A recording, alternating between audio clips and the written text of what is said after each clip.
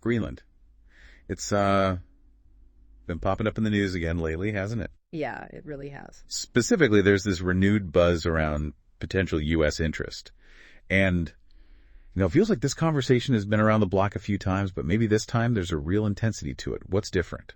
You're right. This isn't a completely new idea, but the current wave of discussion, especially with some of the, direct statements being made, it definitely suggests some, significant underlying shifts in strategic thinking. Exactly. And to really dig into what's driving this, we've been looking at a really compelling analysis from Caspian Report on YouTube. They sort of laid out the strategic rationale behind this apparent U.S. re-engagement. Yeah, it's a good breakdown. So for you listening, our mission today is really to unpack those core motivations. We're not just skimming the headlines here.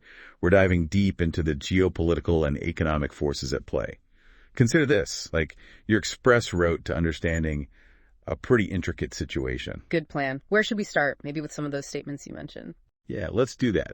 What's immediately striking, I think, is the sentiment being voiced about allies needing to shoulder more of the burden. Yeah. When it comes to collective security. Oh, absolutely. That's a theme that's certainly gained prominence in recent discussions about international partnerships, hasn't it? It really has. And that kind of dovetails with pronouncements where the possibility of using military force concerning Greenland wasn't explicitly dismissed. Right. That kind of talk definitely makes you sit up and take notice. It suggests a potential shift in how such matters are being approached, perhaps. Definitely. But stepping back for a moment, this doesn't feel like it's just about one perspective or, one administration's view. There's a much larger backdrop here, wouldn't you say? A fundamental shift happening. Precisely. Yeah, if we connect this to the bigger picture, we absolutely have to grapple with the dramatic changes occurring in the Arctic. The data is quite stark, actually. Well, it's warming at 4 times the average global rate. 4 times. And the projections, they're talking ice-free summers by the middle of this century. That's it's profound. 4 times the average. Wow, okay. That's not just a little warmer. That's like a seismic shift. Yeah. And you can immediately see how that would ripple outwards, right? Far beyond just the environmental impact, affecting things like global trade and, crucially, international security dynamics. Indeed. This rapid melting of ice is literally unlocking potential Arctic trade corridors that have been, locked away under ice for millennia. And here's where it gets really interesting for global strategy. Okay, tell me more. What specific routes are we talking about, and what makes them so significant now? Well, okay, on the Russian side, there's the Northern Sea Route. It stretches about 5,300 kilometers from the Bering Strait all the way over to Murmansk. Right. Its significance, it's basically acting as a crucial artery for Asian economies, and it dramatically shortens the distance between Asia and Europe. We're talking a saving equivalent to sailing the entire length of the Mediterranean Sea. Yeah. So that fundamentally alters the economics of East-West trade. And it gives Russia significant leverage, obviously. That's a colossal saving in both time and cost. So who are the key players really pushing this route? Primarily, we're seeing substantial interest and investment coming from both China and Russia. Just last year, cargo volume on the Northern Sea Route hit a record 37.9 million tons. Wow. And the projections are ambitious, Some estimates are hitting 150 million tons by the end of this decade. Their collaboration here seems pretty clearly aimed at boosting their global influence. And looking specifically at China, isn't there an additional motivation, something related to a strategic bottleneck elsewhere? You're absolutely right. China sees the Northern Sea Route as a vital alternative to the Malacca Strait. That's a narrow waterway. And an astounding 80% of its oil and gas shipments currently transit through there. 80%. Yeah. So having a reliable Arctic route significantly reduces that strategic vulnerability for Beijing. Makes sense, right? Totally. Okay, so that's the dynamic on Russia's northern flank. What's the situation on the Canadian side? Right. So over there we have the Northwest Passage. It's a 5,700-kilometer route navigating from the Labrador Sea across to the Chukchi Sea. Okay. Now, while it's not as heavily trafficked as the Northern Sea Route currently, it still offers a substantial reduction in distance compared to going through the Panama Canal, almost 4,000 kilometers shorter. But I seem to recall hearing that this particular passage is a bit of a diplomatic flashpoint. Absolutely. Yeah, you're spot on. The Northwest Passage cuts through waters claimed by Denmark because of Greenland, obviously Canada, and the United States. Ah, Canada has historically asserted really strong sovereignty over the passage. They've even gone as far as denying access to foreign vessels and regrettably relocating indigenous communities in the past to try and bolster their territorial claims. right. That's a deeply complicated history with some serious lasting repercussions. And where does the U.S. position itself in this sovereignty debate? Well, the U.S. maintains that the Northwest Passage constitutes an international waterway.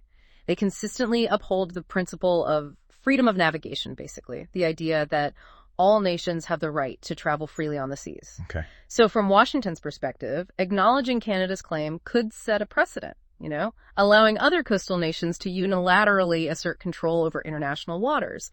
And that would undermine a really fundamental aspect of U.S. power projection globally. Gotcha. So as the Arctic ice recedes, it's not just opening up new sea lanes, it's also potentially reigniting these long dormant geopolitical disputes. Precisely. The melting ice is essentially thawing geopolitical frontiers, and this is setting the stage for potential friction, definitely between the U.S. and both Russia and China in the Arctic. Which brings us directly back to the core question. Why the renewed U.S. focus on Greenland and, by extension, Canada? It seems to boil down to needing allies in this increasingly accessible strategic space. Exactly. The U.S. views Greenland and Canada as crucial for establishing a forward operating presence in the Arctic. Specifically, the U.S. seems to require forward operating air bases in Greenland to significantly enhance its surveillance and reconnaissance capability. And keep an eye on things. Yeah, basically to allow them to effectively monitor the activities of other significant powers in the region. It's becoming a busy neighborhood. It sounds like a very high-stakes game of geopolitical chess being played out in real time up there. What's the potential downside if these bases aren't established? What are the U.S. concerns specifically? Well, the primary concern is that it could severely undermine America's ability to respond effectively, in the event of any conflict scenario in the Arctic. Okay. U.S. strategists increasingly see Denmark and Canada as potential vulnerabilities in NATO's Arctic defenses. Denmark, perhaps lacking the necessary financial resources for a truly robust military presence. And Canada, well, from the U.S. perspective, maybe lacking the immediate political will for rapid and extensive militarization. And the underlying implication there is what? That the U.S. might feel it needs to take a more direct, maybe more assertive role if its calls for increased military readiness aren't heeded. That seems to be the subtext, yes. That's a pretty significant statement about the current state of affairs, I think. It is. And it's a perspective that's definitely fueled by the fact that Russia has been aggressively pursuing an Arctic militarization program since way back in 2005. 2005. Wow. Yeah. And there's a growing perception within U.S. defense circles that America has, frankly, fallen behind in certain critical capabilities in this theater. Such as, what kind of specific assets or infrastructure are we talking about? Well, for instance, Russia currently maintains a larger number of air bases and ground force bases within the Arctic Circle compared to the U.S. They also possess a significantly larger fleet of icebreakers. Ah, the icebreakers. Right. Yeah, we're talking about 8 nuclear-powered and 33 diesel-powered vessels. Now, while icebreakers aren't primarily offensive military assets, they are absolutely essential for maintaining access, projecting presence, and supporting any military operations in that challenging Arctic environment. So the Pentagon is clearly watching Russia's Arctic buildup with considerable concern. But it's not just Russia that's prompting this U.S. interest, is it? China's activities in the Arctic are also raising eyebrows. Absolutely. You're right. China has been rapidly expanding its Arctic footprint and is actively engaging in close cooperation with Russia up there. How close? Well, we've even witnessed an increase in joint naval patrols conducted near U.S. territorial waters, which can certainly be interpreted as a clear signal of their growing capabilities and strategic intentions in the region. That definitely sounds like a significant display of coordinated power.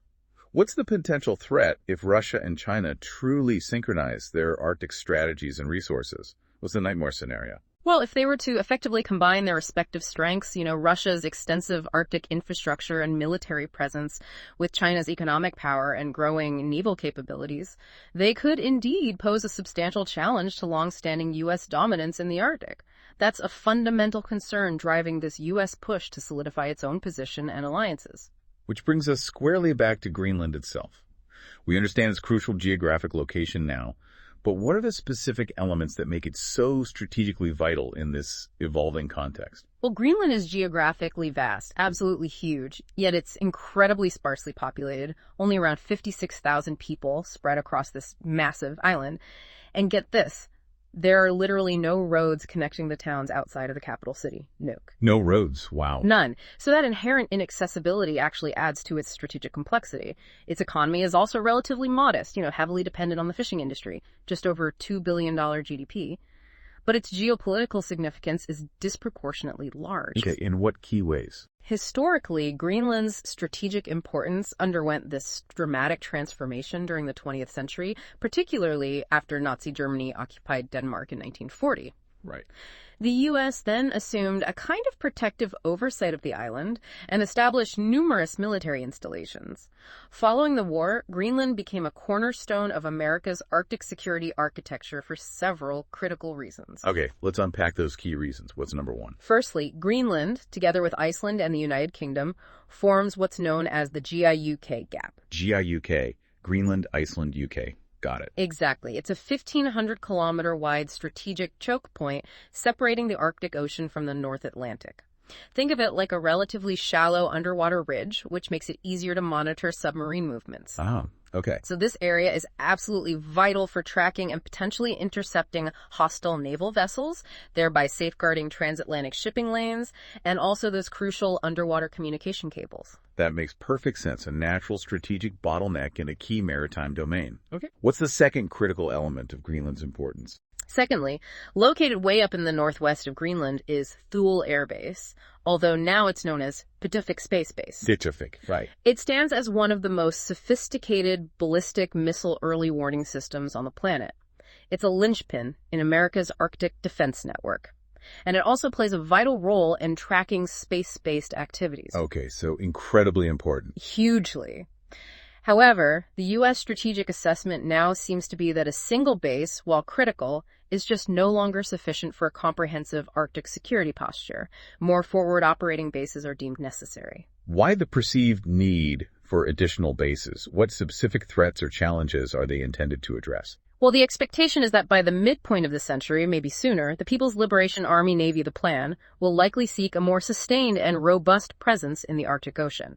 That includes a notable increase in submarine deployments. Chinese subs in the Arctic. Right. So to effectively monitor these underwater assets, a greater number of air bases are required to support anti-submarine warfare aircraft patrols across the vast expanse of the Arctic. Makes sense. Furthermore, there's the potential for China to potentially station aircraft at Russian Arctic airfields. That's a significant concern that would necessitate a more resilient and distributed U.S. air defense capability. Essentially, the U.S. believes it needs a comprehensive and layered array of military systems strategically positioned throughout the Arctic. So it's not solely about controlling territory. It's really about having the necessary infrastructure and operational capabilities in place to project power, maintain surveillance, and effectively counter potential adversaries in this rapidly evolving Arctic landscape. Precisely. And moving beyond the purely military strategic considerations, there's another really compelling factor driving U.S. interest. The vast untapped reserves of critical minerals found in Greenland. Ah, yes, the natural resources. I do recall reading about their potential significance. Potential is maybe underselling it. Greenland is believed to hold some of the world's largest undeveloped deposits of critical minerals. In fact, the U.S. Geological Survey suggests that at least 43 of the 50 minerals classified as critical by the U.S. are present there. 43 out of 50. Yeah. And these minerals are indispensable for the global transition to renewable energy technologies, batteries, wind turbines, etc.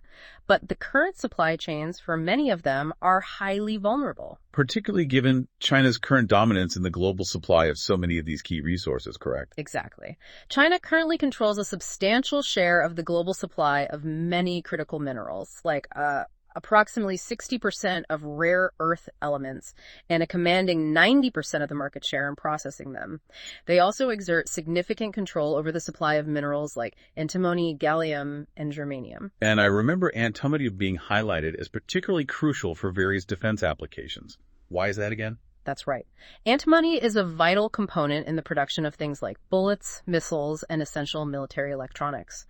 Without a reliable supply of it, the defense capabilities of NATO nations would be severely compromised. And the concerning reality. The concerning reality is that China and Russia together control nearly the entire global supply of this critical material. Wow. That represents a significant potential point of leverage, doesn't it? Yeah. And we've seen China recently utilize its control of these resources, haven't we? Yes, absolutely. China recently implemented export restrictions on antimony, which has already led to significant price increases. They've also imposed similar controls on gallium and germanium, which are key metals in the semiconductor industry. So it clearly demonstrates their willingness to use their dominance in these critical materials as a tool of economic and, well, strategic influence. So Greenland's significant mineral wealth presents a potential alternative, maybe a more secure source of these vital materials. But I've also heard that Greenland has placed some restrictions on business dealings with China in this sector. Greenland has, to some extent implemented prohibitions on business ventures with China, specifically concerning critical mineral extraction. However, Chinese firms remain persistent. They're actively exploring avenues for access through investments in infrastructure projects and other means. Right. And given Greenland's relatively small and, let's face it, economically constrained economy, there's a genuine risk of what's often referred to as debt trap diplomacy. Explain that quickly. Sure.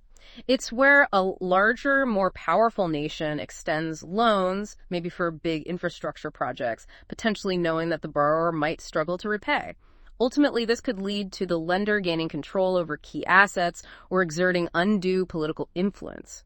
It's a serious risk for a place like Greenland that's eager for foreign investment. That's a serious concern, definitely, especially for a nation like Greenland, with clear aspirations for greater autonomy and eventual independence, which I know has been a growing movement there. Absolutely. The calls for independence in Greenland have been gaining momentum since they achieved expanded self-rule back in 2009.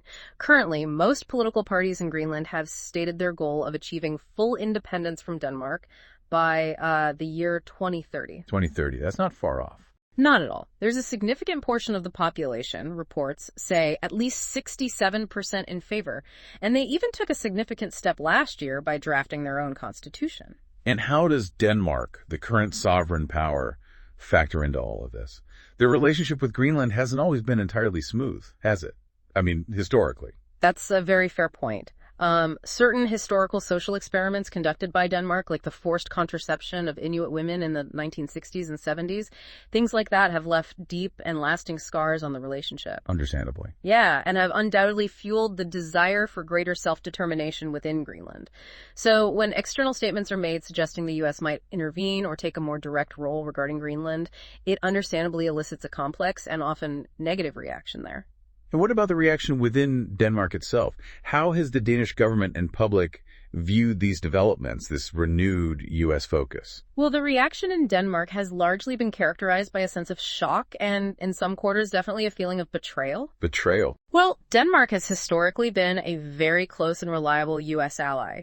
They've actively participated in numerous military operations alongside the U.S., and they've consistently chosen American military equipment over, say, European alternatives. Right. So the kind of rhetoric suggesting a potential U.S. takeover of Greenland, however serious it was meant, is perceived as undermining NATO's territorial integrity and the very foundation of the alliance's mutual defense principles. It hits a nerve. So it's created a significant diplomatic strain within the NATO alliance.